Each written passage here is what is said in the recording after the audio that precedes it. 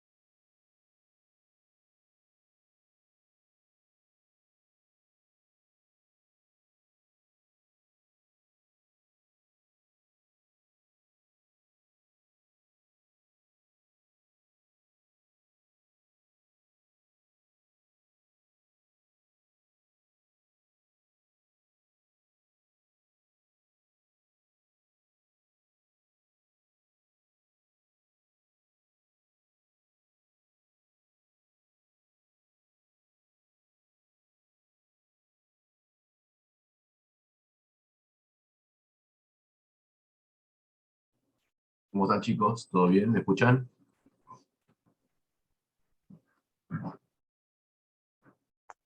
Profe, ¿se escucha así? Bien. Bueno, hoy tenemos una disertación sobre ventilación mecánica y algunos puntos de con una persona que, aparte de ser mi amigo, y estoy muy orgulloso, bueno, es una persona que se dedica al 100% a esto. Realmente sabe un montón, es un excelente profesional, tiene, diríamos, una especialidad en la parte de intensivismo. Es una persona totalmente idónea para hablar de este tema, de lo que tiene que ver con los aspectos de ventilación mecánica, de estete y demás. Bueno, es una excelente persona y además es un excelente docente, ¿sí? Compartimos con él y con el licenciado Saracho desde el primer año de la facultad, segundo año de la facultad, docencia en diferentes cátedras, anatomía. Actualmente el licenciado Contreras también está trabajando en otras universidades. Y bueno, para mí es un placer tenerlo, diríamos, como amigo, y en este caso como una persona que está colaborando para que ustedes puedan tener una clase relacionada con la ventilación mecánica, de estética y toda la parte de ventilación, diríamos, de terapia intensiva, que obviamente que lo que Mariano va a compartir hoy con nosotros es realmente como una especie muy basal, porque obviamente que sobre estos temas hay muchas cosas que aprender. Creo que la terapia intensiva realmente es donde uno tiene que unificar tanta la fisiología para poder comprender las estrategias de tratamiento. Así que, bueno, nada, un placer obviamente para mí presentarlo. Lo voy a dejar en mano de él. Yo calculo, ¿sí? Ahora si se llegase a cortar la transmisión, ¿sí? O sea, digamos, el Zoom, vamos a intentar entrar nuevamente con el que ya está, diríamos, publicado en la plataforma, ¿sí? O sea, hacemos clic de vuelta en el mismo enlace, ¿sí? Para continuar la disertación, ¿está? O sea que, les digo eso, en caso de que no se pueda, porque ustedes quieren volver a entrar ahí y no se pueda, me hacen saber y yo les vuelvo a reenviar un enlace, ¿sí? De esta característica. Y obviamente que esta clase la vamos a grabar y posteriormente cargarla en la plataforma para que ustedes lo tengan.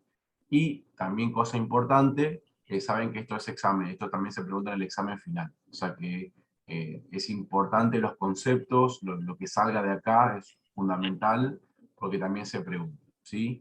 Muy bien, excelente. Mariana, yo te dejo. Yo lo que voy a hacer es ponerte como coanfitrión para que vos puedas compartir pantalla y demás y manejar todos los hilos, ¿sí?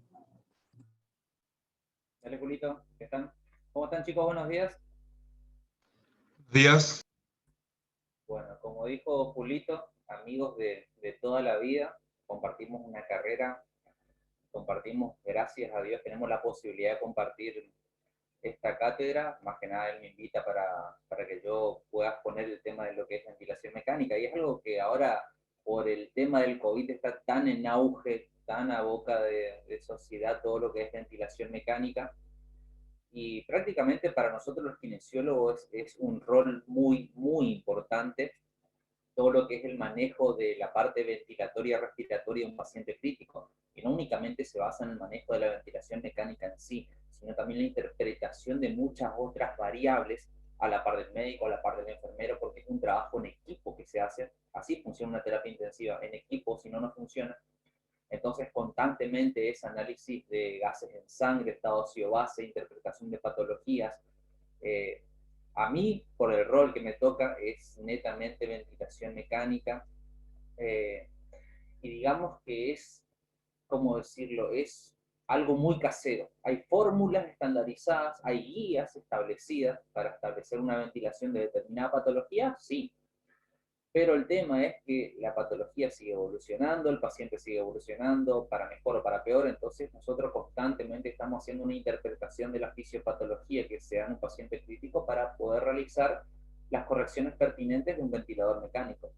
Pronto hablando de lo que es una cuestión kinésica, así después ya se verá el tema de esteta y demás, ¿sí? Pero a lo que voy al día de hoy, ¿sí? Lo que vamos a hacer, voy a dividir la clase en dos partes principales, ¿sí? La primera parte vamos a ver las generalidades de la ventilación mecánica y modos ventilatorios, ¿sí? Y la segunda parte de la clase será la parte del destete de la ventilación mecánica, ¿sí? Obviamente, todo el rol que tiene y toda la función que tiene la ventilación mecánica, ¿sí?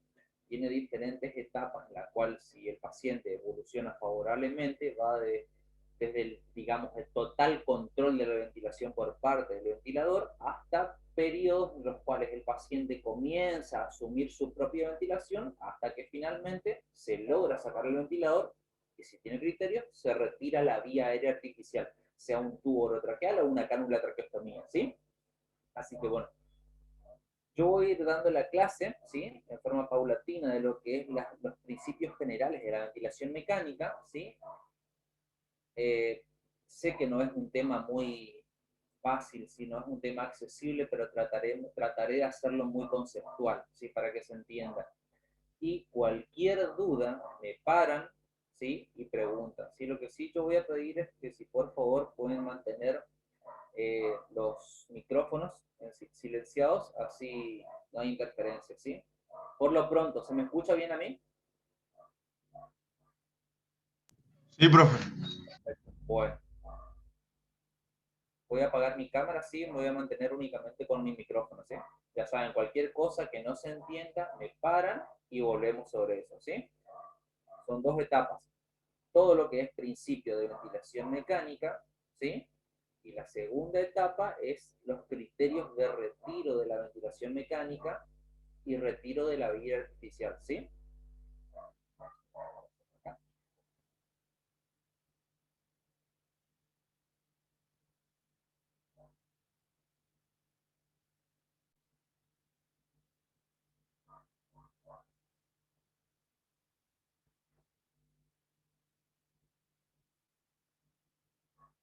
Bueno, ¿se ve bien?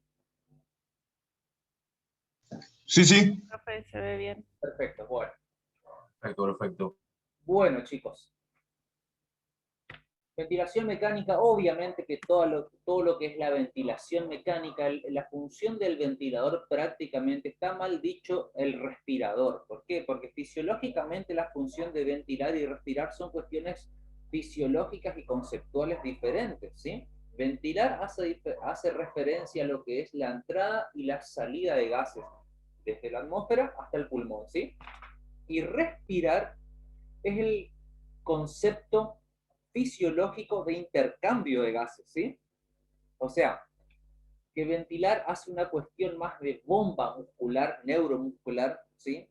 Que genera la entrada de aire desde la atmósfera hasta el alveolo, ¿sí? Y respirar hace referencia a lo que es el concepto de intercambio gaseoso entre lo que es la sangre arterial venosa y el alveolo, sea de dióxido de carbono o de oxígeno, ¿sí? Por eso, estos son los grandes objetivos, los objetivos principales, los macro objetivos, si uno quiere así decirlo, de la ventilación mecánica, ¿sí? Que es optimizar la hematosis, mantener el volumen pulmonar y prevenir, esta es una sigla en inglés, que es la lesión inducida por la ventilación mecánica. Son tres tips diferentes. ¿Por qué? Porque en tres formas diferentes uno tiene que tener criterios para establecer la ventilación en una persona. Todos nosotros somos diferentes, ¿sí? En peso y en talla. Por ende, de acuerdo al peso y la talla de uno, nuestro pulmón se desarrolló en X tamaño, ¿sí? No es mi mismo pulmón, o no es lo mismo mi pulmón que el pulmón de Julio, que el pulmón de ustedes, ¿sí? Entonces, cada pulmón está adaptado a las exigencias y al biotipo y a la cantidad de masa que tiene el cuerpo. Por ende, yo tengo que saber programar un ventilador para que le llegue la cantidad de aire suficiente a un pulmón que tiene X características físicas, ¿sí? Por ende, ¿cómo un ventilador optimiza la hematosis? Obviamente, al optimizar la hematosis, yo lo que tengo que hacer desde el punto de vista es asegurarme que el pulmón tenga la mayor cantidad de alveolos, ¿sí? Susceptibles de recibir oxígeno y dióxido de carbono. ¿A qué me refiero con esto? ¿Sí? Todos los alveolos están funcionando en un momento que no están colapsados, por ejemplo, una atelectasia, o que no tienen un encharcamiento, por ejemplo, una neumonía o un distrés, ¿sí? Entonces, tengo que asegurarme que todos esos alveolos, o el mayor porcentaje de alveolos, esté funcionando. Cuando esos alveolos estén funcionando bien, me van a llevar a mayor posibilidad de intercambio gaseoso, ¿sí? Mantener el volumen pulmonar. Obviamente que ya en determinadas situaciones, ya el paciente al estar en un decúbito obligado, ¿sí? Como es una situación de cama de terapia intensiva, ¿sí? Ya por el solo hecho que el paciente esté acostado boca arriba, ¿sí? En decúbito supino, ese simple gesto hace que, por ejemplo, las partes posteriores de los pulmones tiendan al colapso por el propio peso del cuerpo. Entonces, ese es un objetivo de la ventilación mecánica desde el punto de vista de mantener el volumen pulmonar. Tengo que tratar de poder abrir esas zonas que están colapsadas, fisiopatológicamente o no, por el peso del cuerpo del paciente para poder llegar a optimizar la hematosis, ¿sí? Y obviamente el último tips creo que es el más importante, que actualmente todos los criterios de ventilación mecánica están abocados al último tips, que es prevenir la lesión inducida por la ventilación mecánica. O sea, un ventilador, si está mal programado, yo le puedo dar o un exceso de presión al pulmón o un déficit de presión al pulmón. Si le doy un exceso, sobredistiendo el alveolo y lo puedo romper. Si le doy un déficit de oxígeno y de presión, ¿sí?, puedo llegar a, digamos, a colapsar y a telectasiar determinadas regiones del pulmón. Tanto romper como telectasiar son formas de lesionar el pulmón. Entonces, el concepto actual de la ventilación mecánica es programar el ventilador para tratar de minimizar las lesiones inducidas por la ventilación, ¿sí? Digamos, el gran drama de generar una lesión en el pulmón, ¿sí?, es que se generan grandes liberaciones de citoquinas proinflamatorias, ¿sí? Y al liberarse esta gran cantidad de citoquinas proinflamatorias, uno no únicamente está dañando el pulmón, sino que también puede llegar a generar daños en los órganos de la economía, porque esas citoquinas proinflamatorias que se pueden llegar a generar en el pulmón por un mal seteo del ventilador, van al torrente sanguíneo, proinflamatorias, y por el torrente sanguíneo se esparcen a los órganos de la economía, ¿sí? Y obviamente, creo que el órgano más susceptible a recibir, aparte del pulmón, de recibir una lesión inducida por la ventilación mecánica, es el riñón, ¿sí? El riñón es digamos, un tejido muy lábil de ser lesivo ante citoquinas proinflamatorias. Pero redondeando, estos son los tres objetivos principales de la ventilación mecánica, ¿sí? Bien, ahora, desde el punto de vista un poco más gráfico, por así decirlo, vemos los tres puntos diferentes y los tres puntos principales de objetivo de la ventilación mecánica. Por un lado es optimizar esto, ¿sí? Optimizar la hematosis, ¿sí? Los tres vienen de la mano prácticamente. ¿Por qué? Porque si yo pierdo volumen pulmonar y atelectacio todo mi alveolo, no voy a poder tener un área de intercambio gaseoso. Por ende, la presión que yo ejerzo en el ventilador tiene que ser la acorde para abrir y mantener abierto este alveolo, y de esa manera este alveolo abierto me va a tener la posibilidad de generar un intercambio gaseoso, ¿sí? Y al tener mayor posibilidad de intercambio gaseoso, obviamente elimino más dióxido de carbono y gano más oxígeno en sangre arterial, ¿sí? El volumen pulmonar viene dado justamente por lo que estábamos dicho acá, ¿sí? Si yo le pongo poca presión, se colapsa. Si le pongo mucha presión, se rompe, ¿sí? Esta es la curva clásica de compliance en un pulmón normal, ¿sí? Que la parte superior tiene tendencia a sobredistender y la parte inferior tiene tendencia a colapsar. Por ende, la parte media de la curva de compliance es la región en la cual el pulmón trabaja en forma más óptima.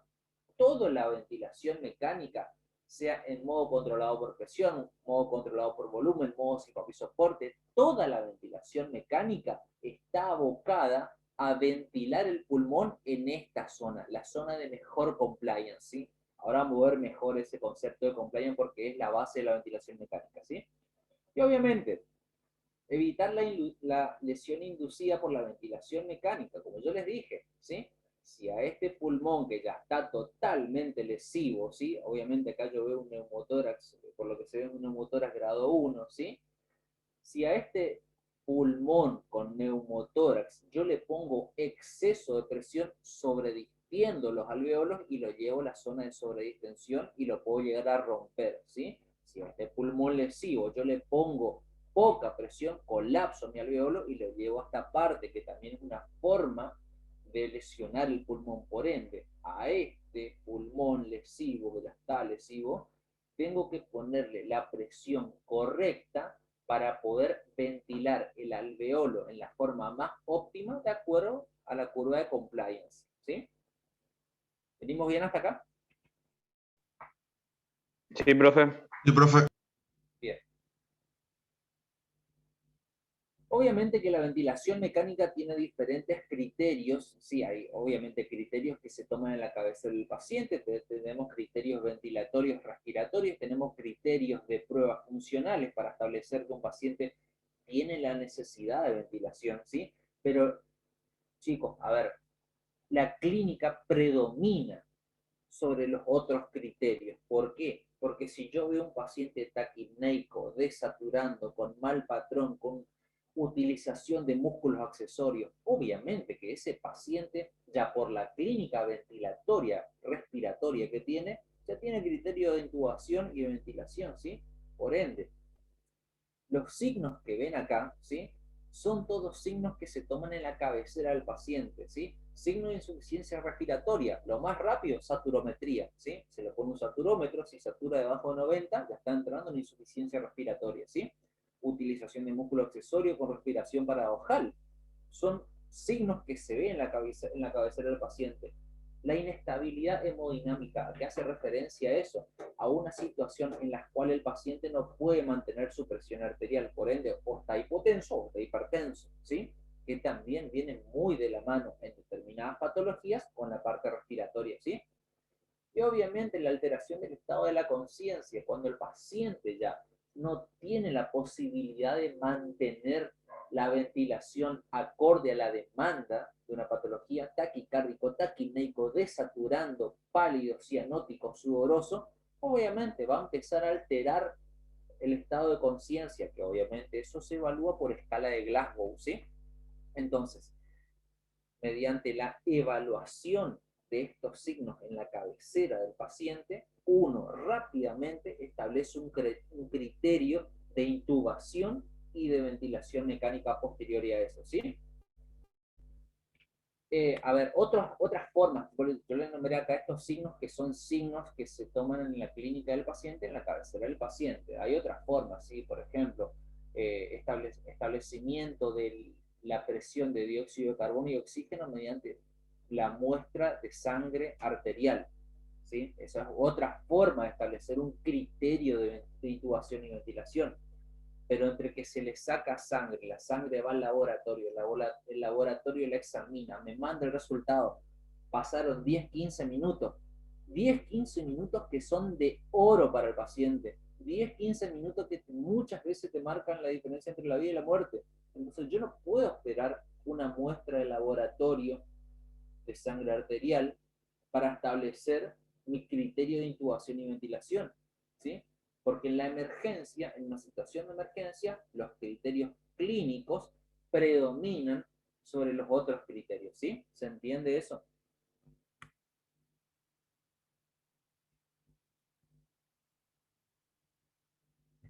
Van a encontrar muchas veces en la bibliografía también que otras formas de establecer los criterios de intubación y ventilación son las pruebas ventilatorias respiratorias, capacidad vital, una espirometría, pero bueno, eso viene de la mano con la muestra del estado ácido-base arterial, o sea, no le puedo hacer una espirometría, no, o sea, no es que no le puedo hacer, pero entre hacerle una espirometría y establecer la capacidad vital del paciente, ¿sí? Y mirar una desaturación que es mucho más rápido, obviamente el criterio clínico me predomina sobre mi espirometría, sobre mi estado ácido-base, ¿sí? Entonces recuerden eso, los criterios clínicos en cabecera predominan para establecer un criterio de intubación y ventilación, ¿sí? Bueno, y acá ya entramos más en lo que es la ventilación mecánica per se, porque estas son todas presiones, ¿sí? Y ecuaciones que uno tiene en cuenta para ventilar el paciente, ¿sí? Presión pleural, transpulmonar, ecuación del movimiento, pico, plató, las compliance y la resistencia, ¿sí? Son todos variables que me van a hacer el día a día, y no únicamente el día a día, yo diría el hora a hora de la ventilación mecánica, ¿sí? Porque uno constantemente está midiendo estos valores de presión, ¿sí? El ventilador constantemente arroja estos valores de presión, ¿sí? Y que obviamente al ser números me reflejan un valor objetivable de un pulmón patológico, pero el tema es que yo tengo que saber interpretar esos números, ¿sí? El ventilador te dice demasiados datos del paciente, datos numéricos del paciente, ¿sí? Datos numéricos de un sistema pulmonar, ¿sí? El tema es que uno, como kinesiólogo, tiene que saber interpretar esos valores numéricos para poder establecer las correcciones pertinentes de un ventilador de acuerdo a la evolución que tiene un paciente en un momento dado, ¿sí? No es lo mismo el paciente cuando recién se intuba y se ventila, ¿sí? Que el mismo paciente a los 5 días, porque el pulmón ya te cambió la fisiopatología de la enfermedad, para bien o para mal, pero te cambió la fisiopatología. ¿Evolucionó o no el paciente? Si empeoró, ¿cuáles son las causas? De acuerdo a esas causas, yo genero un establecimiento de ventilación mecánica. Si mejoró el paciente, tengo que evaluar la posibilidad de sacar el ventilador. Por eso, estas presiones, ¿sí?, son el día a día y la hora a hora de lo que es la ventilación mecánica en una situación de estado crítico, ¿sí? Vamos a empezar más que nada por lo que es presión pleural y presión transpulmonar, ¿sí? Acuérdense más que nada que la presión pleural, ¿sí? Más que nada la presión pleural.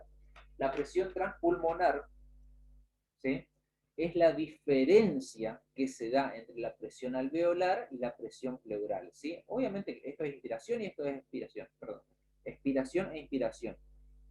El valor normal de la presión, ¿sí?, pleural, ¿sí?, al final de la expiración es de menos 5, ¿sí?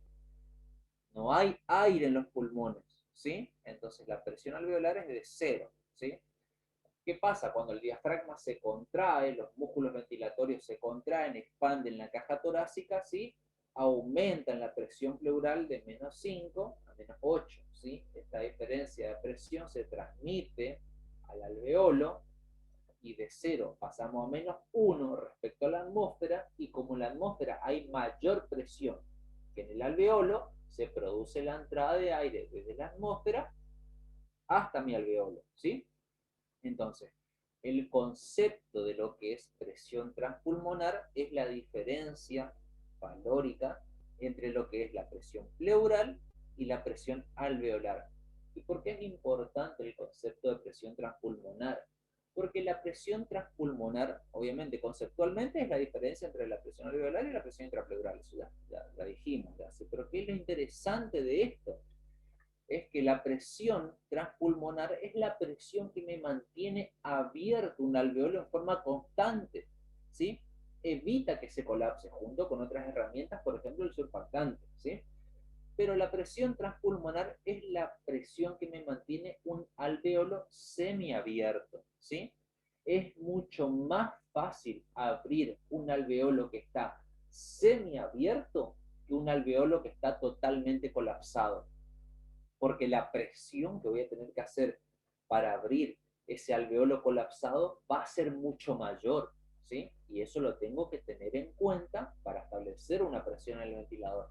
Por ejemplo, vamos a suponer que esto es todo un alveolo, ¿sí? Y si este alveolo acá, en la mitad, ¿sí?, se me llena de líquido o se me colapsa, ¿sí?, yo voy a tener que hacer el doble de fuerza para poder abrirlo respecto a este alveolito que está totalmente sano, indemne, ¿sí?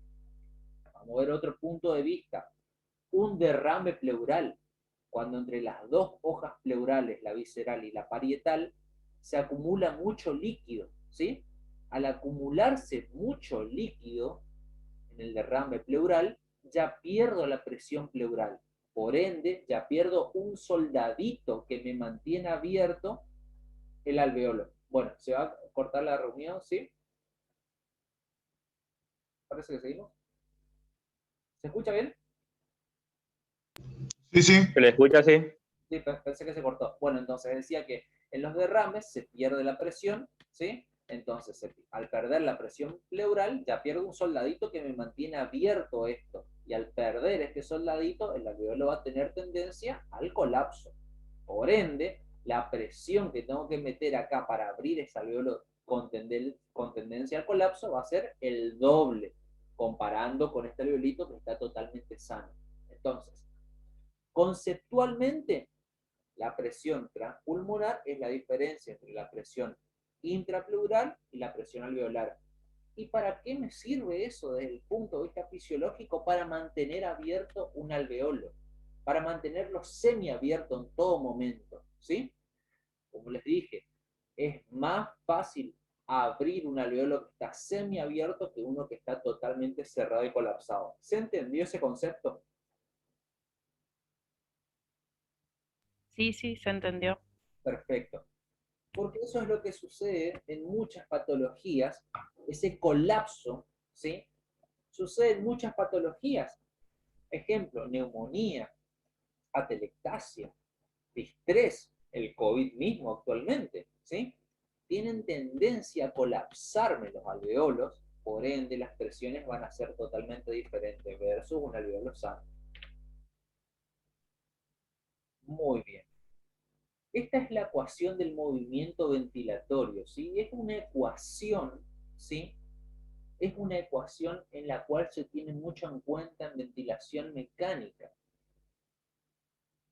Normalmente la presión, ¿sí?, que ejerce el diafragma cuando se contrae, ¿sí?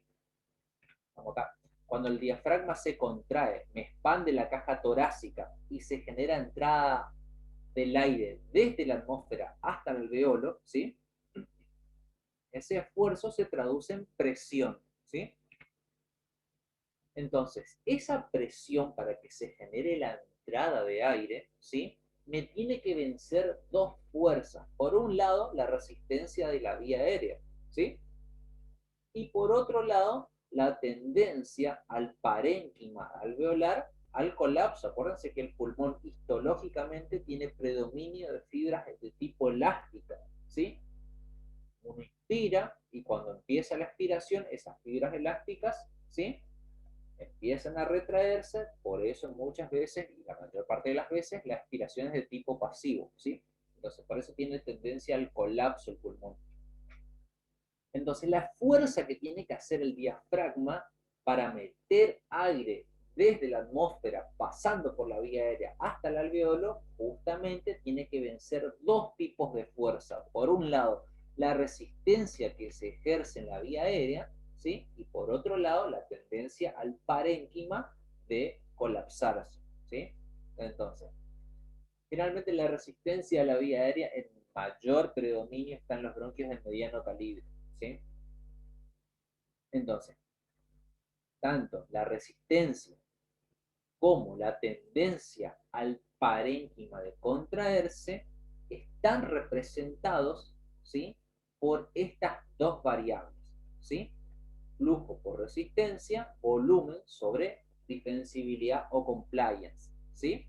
Entonces la presión muscular o presión del ventilador, como quieran llamarlo, fisiológicamente, ¿sí?, estamos hablando de un concepto fisiológico, la presión muscular que ejerce el diafragma va a ser igual al flujo de la resistencia, ¿sí?, flujo por la resistencia, más el volumen sobre la compliance, ¿sí? Entonces la fuerza que tiene que vencer el diafragma como músculo, ¿sí?, esto va a estar establecida por la resistencia a la vía aérea, por la tendencia al parénquima alveolar a colapsarse. ¿Se entendió ese concepto?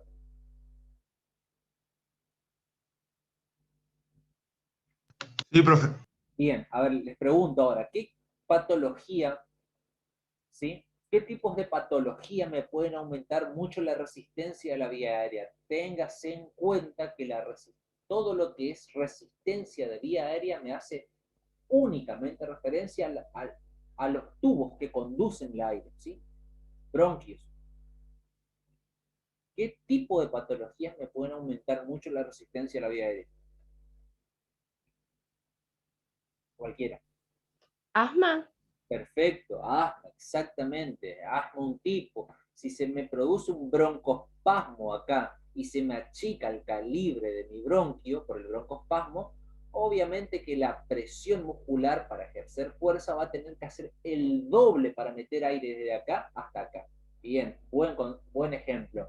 ¿Y qué tipos de patologías me pueden llegar a hacer perder volumen pulmonar y hacer caer la compliance? Cualquiera. Ahora estamos para equivocarnos, no hay problema. Atelectasia. Perfecto, atelectasia, muy bien. Si se me atelectasia todo lo que es el componente alveolar, ¿sí? Me cae el volumen y me hace caer la compliance, la distensibilidad. Por ende, ¿sí?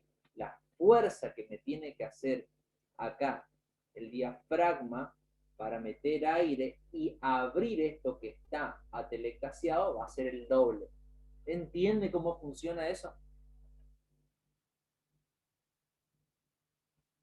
Esa ecuación constantemente la estamos evaluando. ¿Por qué? Porque hay patologías de tipo obstructivo que me aumentan la resistencia y patologías de tipo restrictivo, ¿sí? Que me hacen caer la distensibilidad, ¿sí?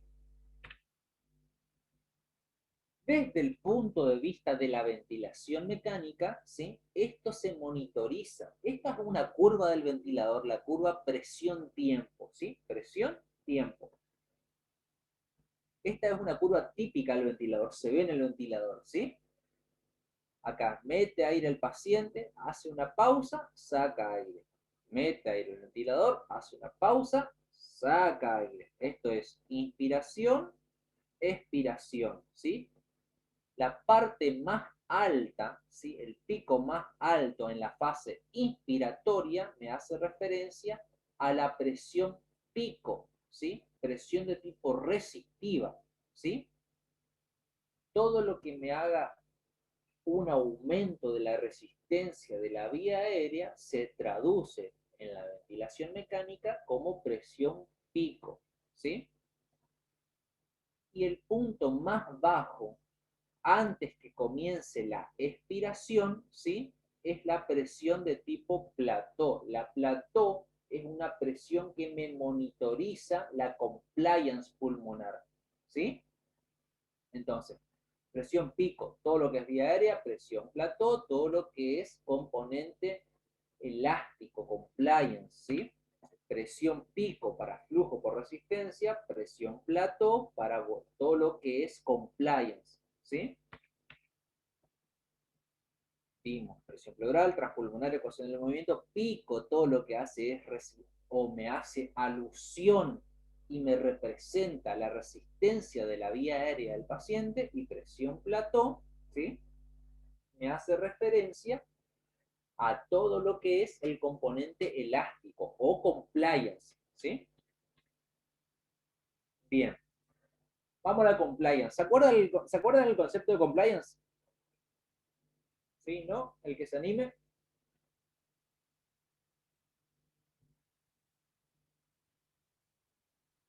¿No? Bueno. La compliance es un concepto pulmonar que me establece la relación entre la presión y el volumen, ¿sí?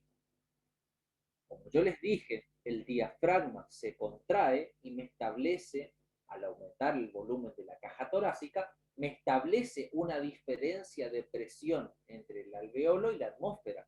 Cuando la presión del alveolo es -1 respecto a la atmósfera, obviamente que por principio físico, el aire se va a mover de donde hay mayor cantidad a donde hay menos cantidad, ¿sí? Entonces, al establecerse esa diferencia de presión producto de la expansión torácica que ejerció el diafragma en su contracción, me hace establecer una diferencia de aire respecto a la atmósfera. Cuando se me estableció esa diferencia de aire respecto a la atmósfera, entra aire de la atmósfera a mi alveolo y el alveolo empieza a ganar en volumen.